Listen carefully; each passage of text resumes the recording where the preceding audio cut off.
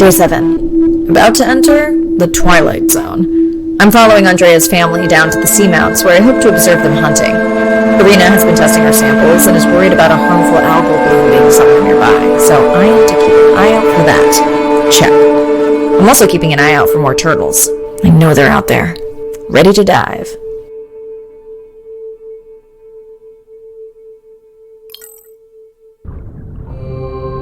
I'm in and okay. And we're streaming. Hello everyone, welcome back. I'm diving near a seamount region, also known as the Twilight Zone, because it is just beyond reach of the sun. And we'll be taking some questions live, so be nice. We'll also be testing a playback system to interact with whales.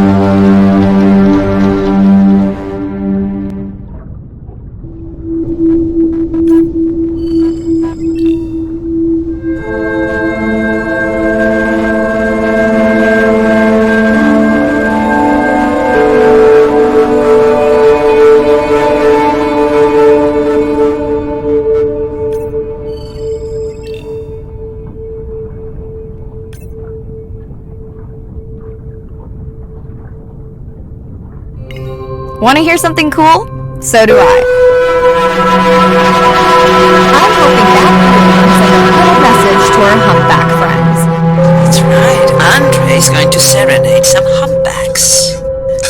Well, not me, but using a song I generated from other recordings.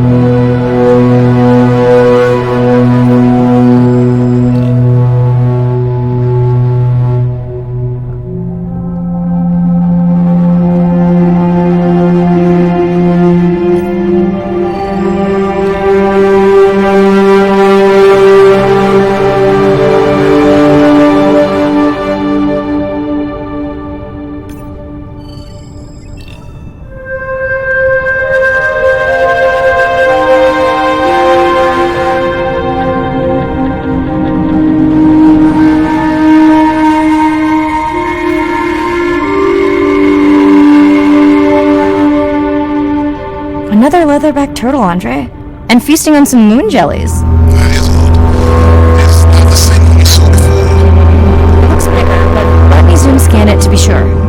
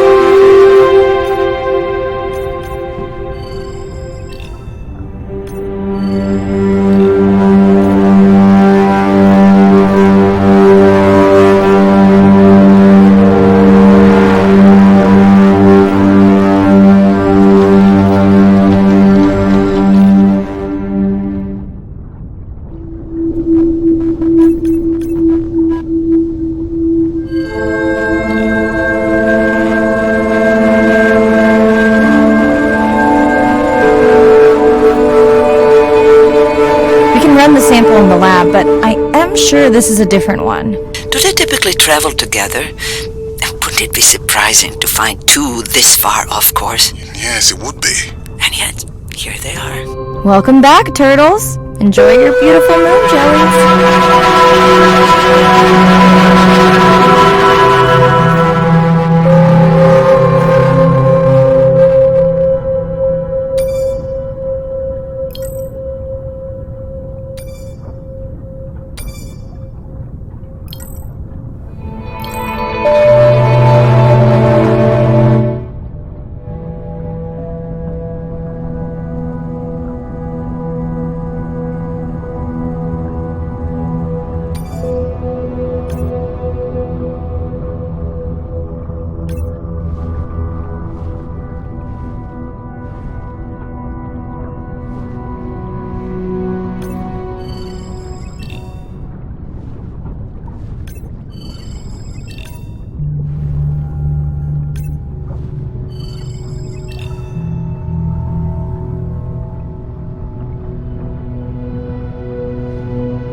Okay, time to see if any humpbacks respond to our song. Jordan wants to know how you will know.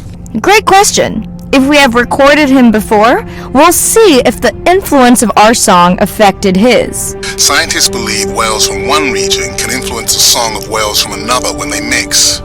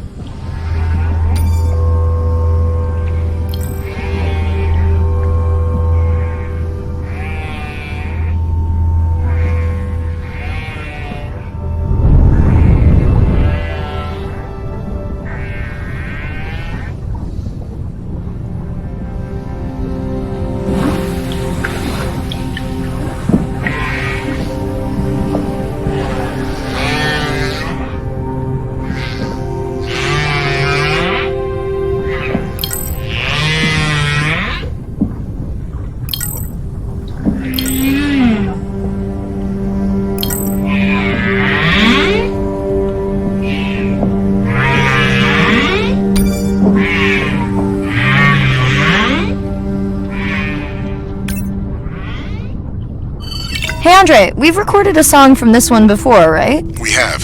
How quickly can you compare his two songs? Well, I need to wait for his song to complete at least one full cycle. And how long is that? 20 minutes, maybe more. Wow, that's a long, slow ballad.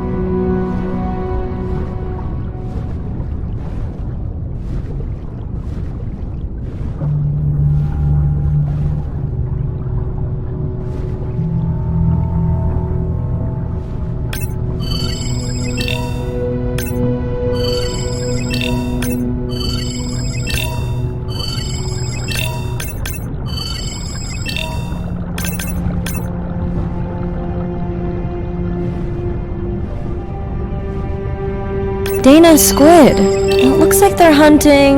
Lanternfish. Well called, Irina.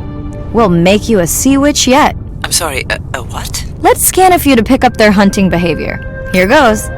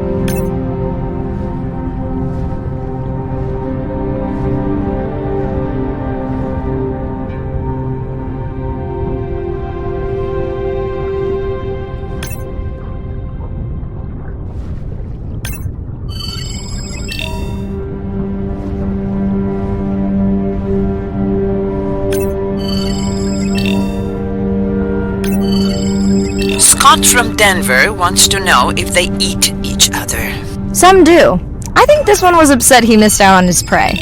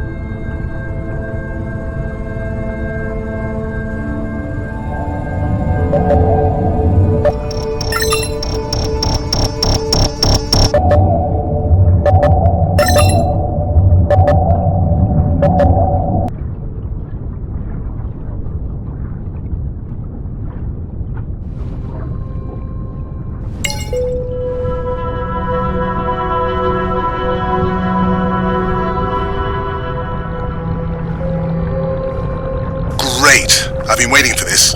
I have just activated your UV light. First of all, don't mess with my suit when I'm diving. Secondly, you spoiled my surprise.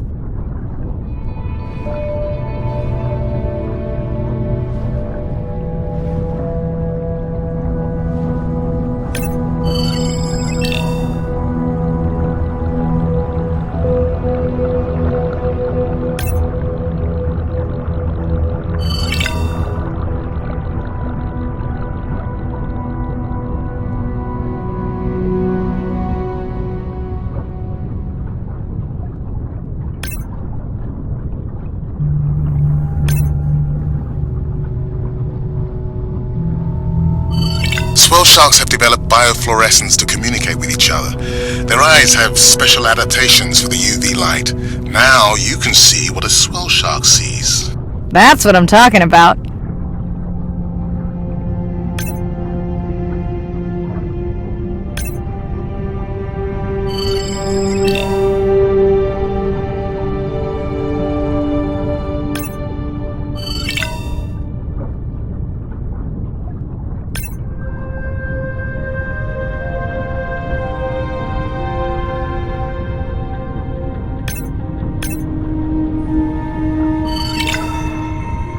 Next you can try the black light I installed in your sub. You did not. You did install it in your dorm room back in the day. Your wife showed me pictures. Well, uni was a good time.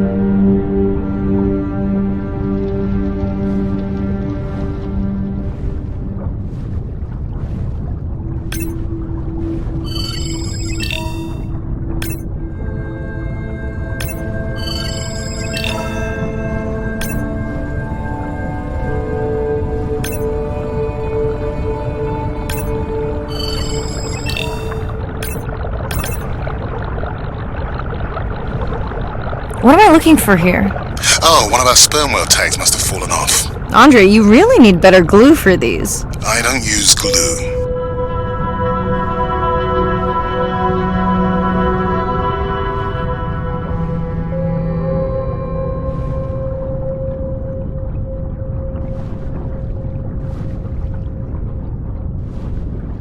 I've tracked down the tag.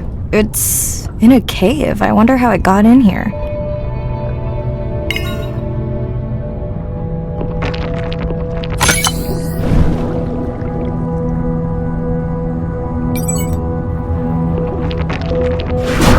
Oh! What the? Mirai! An octopus! Are you okay? Other than getting inked in front of a live global audience? You know, you might want to get that off you. It will probably attract predators. Oh, wonderful.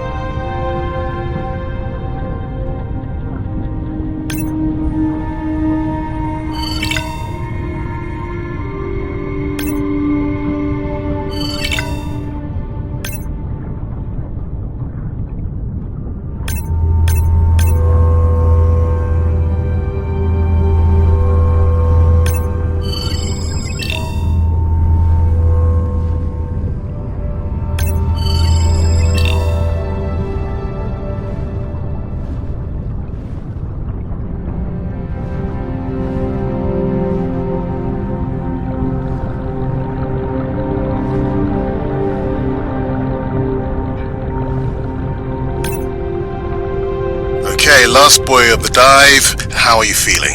Chances of suit holding out until the end of the dive? Good. Hope of seeing if our humpback song had any effect? Well... You know this, but for the viewers, science is not magic. It takes patience. I'd like to believe in a little magic.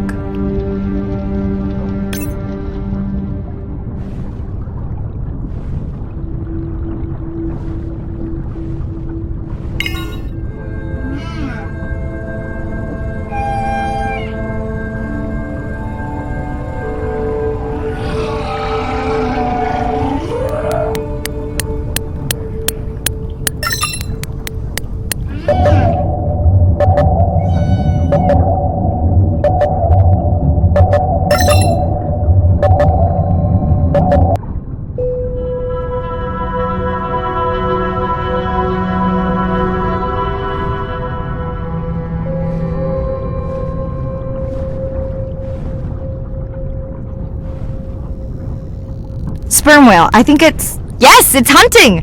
First time we'll be able to document it with Andre's technology.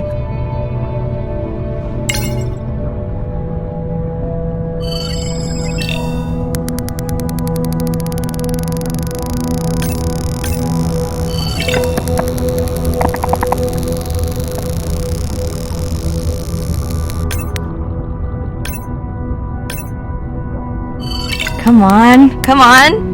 And then the buzz. I got it! Raj from Mumbai wants to know, what's the buzz? I think he was making a joke. Got it. But what is the buzz? How is it used? We're not entirely sure, but definitely associated with being close to prey. This is just a warm-up. The real fun will come in the deep.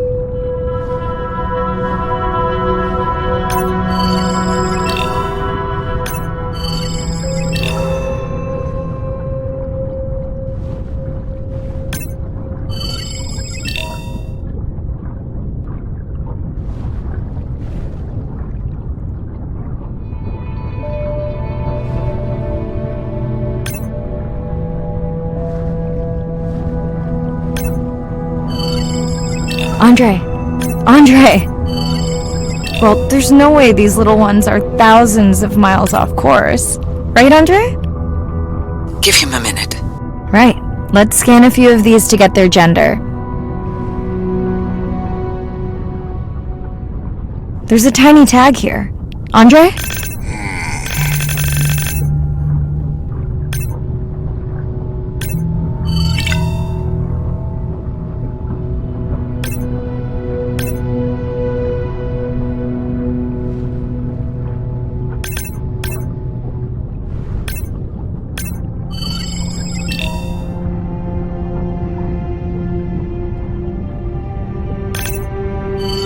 man from Shanghai wants to know why you care about their gender. Well, their sex is determined by the temperature of their nests.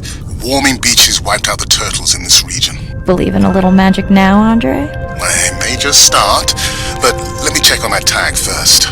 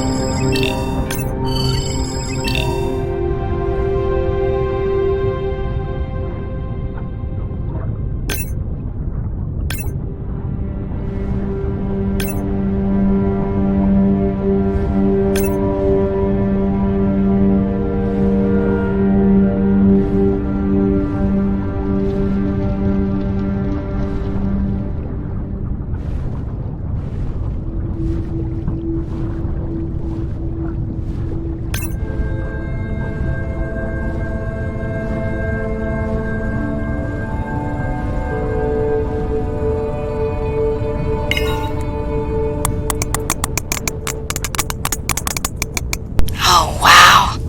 Glad we didn't miss this. Beautiful. Yeah, they must have been hunting down past the rift. I think we found our spot for our first deep dive. Mirai, check out that one closest to you. What's that on its skin? Not sure I can catch them. They're headed to the surface. It might just be a scrape from a ship strike. Yeah, let's hope that's all it is. Let's end it here.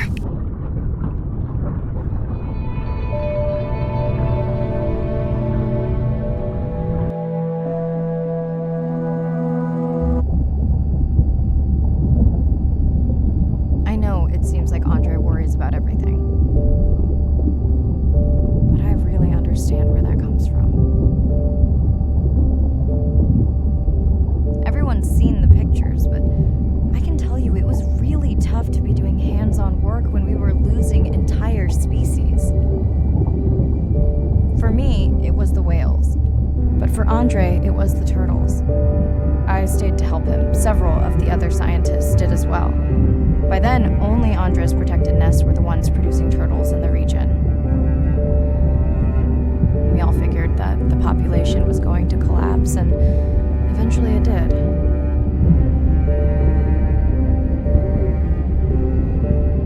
But seeing this large man spend day after day carrying tiny turtles from the nest to the water,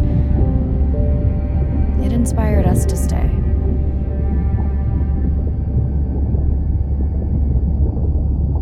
I mean, coming back now, it feels like another world. Andre is not an angry man, Irina. He's just a man who gets angry when he sees people say it's too hard, or that they don't care at all. Yeah.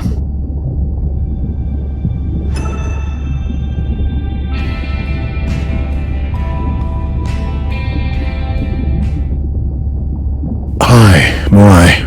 Sorry to miss the post-dive brief. I've been listening to our humpback recordings for hours and got myself in a kind of funk.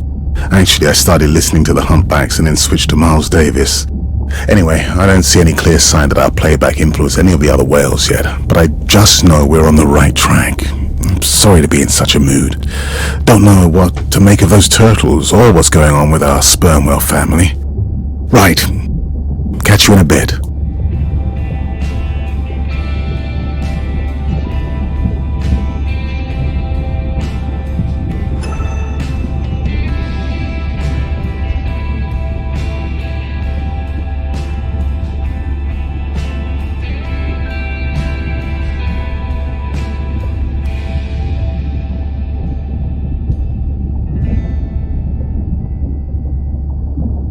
Ocean crashes on the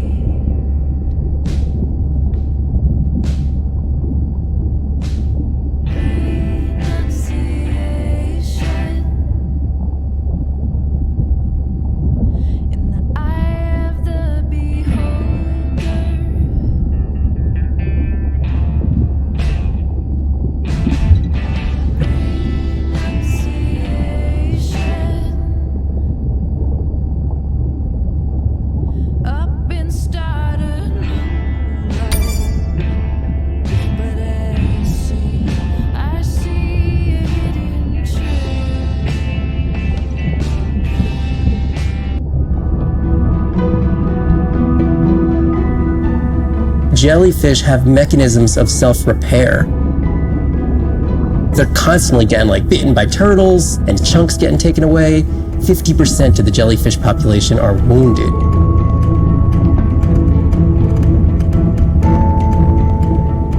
So they've gone through 500 million years living, persisting in the ocean in simplicity, and they've come up with some remarkable ways of living. There's something called the immortal jellyfish and how they age, aging in reverse, which we're just beginning to understand, where they get old and then degenerate back into a youth again. In understanding the gene pathways and how this happens, this could look at, humans. We don't have this capacity to age in reverse. It's like Benjamin Button, and it's here. And it just takes the kind of focus and dedication to look at that jellyfish and to grow that jellyfish and to figure out how to use the best available scientific tools to get at this question. It's just about kind of looking super deeply and letting the secrets unfold.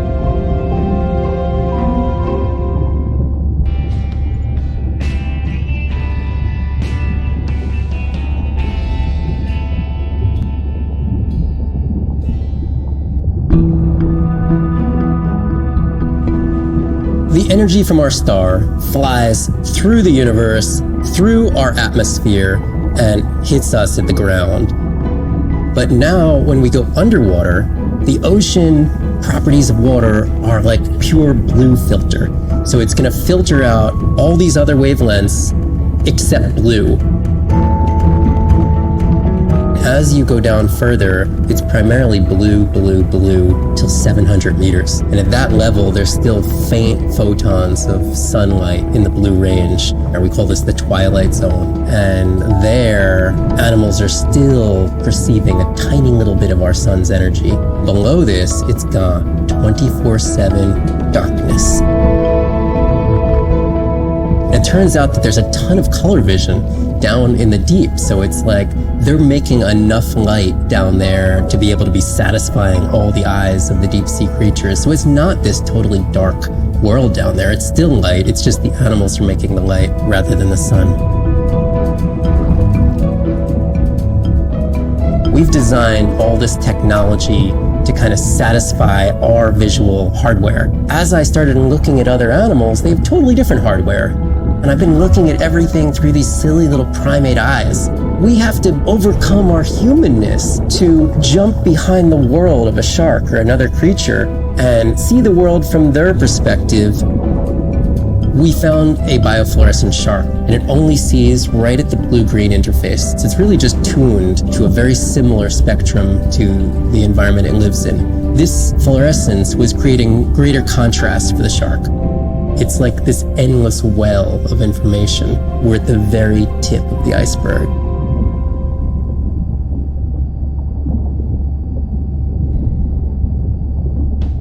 The dolphins rise to my surprise, while in the tribe. These animals travel thousands of kilometers, navigating open oceans that have no physical landmarks. They have that innate ability to find their way.